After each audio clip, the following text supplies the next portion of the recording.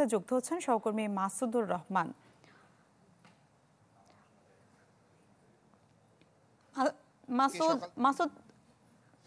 মাসুদ শুনতে পাচ্ছেন নিশ্চয়ই।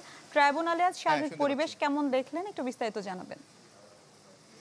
আচ্ছা, সকাল থেকে যদি আমরা বলি, আসলে আজকে 15 জন সেনা কর্মকর্তাকে আনা হবে। এটি বাংলাদেশের বিচারিক ইতিহাসের একটি অন্যতম নজির বলা যেতে পারে। কারণ হলো যে কখনোই গুমের মামলায় বাংলাদেশের আইনে বিচার হয়নি এবং আন্তর্জাতিক অপরাধ ট্রাইব্যুনালে মানবতা বিরোধী অপরাধের বিচার হিসেবে এই যে বিচারটি গ্রেপ্তারি পরোয়ানা জারি করেছিলেন ট্রাইব্যুনাল 8 অক্টোবর, সেখানে যে 30-32 জনের বিরুদ্ধে গ্রেপ্তারি পরোয়ানা দিয়েছিলেন, তার মধ্যে 15 জন সেনা কর্মকর্তাকে গ্রেপ্তারি পরোয়ানা নেওয়ার পরের দিনই সেনা হেফাজতে নেওয়া হয়েছিল।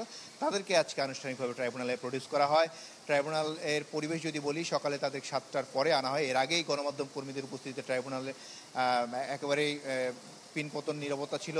ট্রাইব্যুনালে নিরাপত্তা বাড়ানো হয়েছিল এবং যখন তাদেরকে এজলাসে তোলা হয়, ট্রাইব্যুনাল একের চেয়ারম্যান প্রত্যেকের পরিচয় ধরে তাদেরকে জিজ্ঞেস করেন তারা যে ব্যক্তি গ্রেপ্তার করা হয়েছে তিনি সেই ব্যক্তি কিনা, এবং পরিশেষে ট্রাইব্যুনাল আদেশ দেন তাদেরকে যে গুমের 2টি মামলা দেওয়া হয়েছে সেখানে তাদেরকে গ্রেপ্তার দেখানো হয়।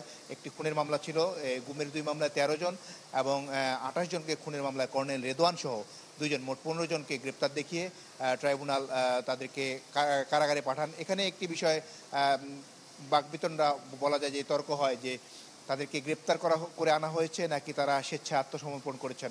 এই 15 সেনা কর্মকর্তা যে আইনজীবীরা ছিলেন তারা বলছেন যে তারা আত্মসমর্পণ করে এসেছেন। পক্ষান্তরে প্রসিকিউশন বলেছে যে তারা ওনাদেরকে গ্রেপ্তার করে আনা হয়েছে। এই অবস্থায় ট্রাইব্যুনাল তার আদেশে লেখেন যে এই 2টি শব্দই এই আদেশের মধ্যে থাক। কিছুক্ষণ আগে এই 15 সেনা কর্মকর্তাকে আবারও তাদের যেখান থেকে বিশেষ কারাগার ঘোষণা করা হয়েছিল ঢাকা সেনা সদরের ভিতরে, সেখানে সেনা নিবাসের ভিতরে, সেখানে তাদেরকে নেওয়া হয়েছে এবং পরবর্তী যে 20 নভেম্বর সেদিন তাদেরকে আবারও হাজির করতে হবে। তবে যারা পলাতক রয়েছেন, শেখ হাসিনা, তারেক সিদ্দিকী, আসাদুজ্জামান খান কামাল এবং বেনজির আহমেদ সহ যারা পলাতক রয়েছে, তাদের বিরুদ্ধে পত্রিকায় হাজির হতে, গ্রেপ্তারি পরোয়ানা পত্রিকায় হাজির হয়ে তাদের বিষয়ে পত্রিকায় বিজ্ঞপ্তি প্রকাশ করতে নির্দেশ দেওয়া হয়েছে।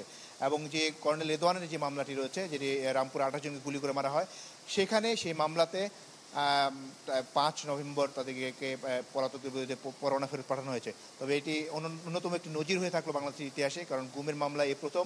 এর পরবর্তী দিনে অভিযোগ গঠনের যখন দিন পড়ার পর এই মামলা আনুষ্ঠানিকভাবে অভিযোগ গঠন হলে পরবর্তী তাদের বিচার শুরু হবে, সাক্ষ্য গ্রহণ হবে এবং এরপরে এটি মামলা রায় পর্যায়ে যাবে। মিলা। জি মাসুদ, ধন্যবাদ আপনাকে। নতুন বাংলাদেশ গড়তে এলো জুলফিকার স্টিল। জুলফিকার স্টিল, ইস্পাত দৃঢ় অঙ্গীকার।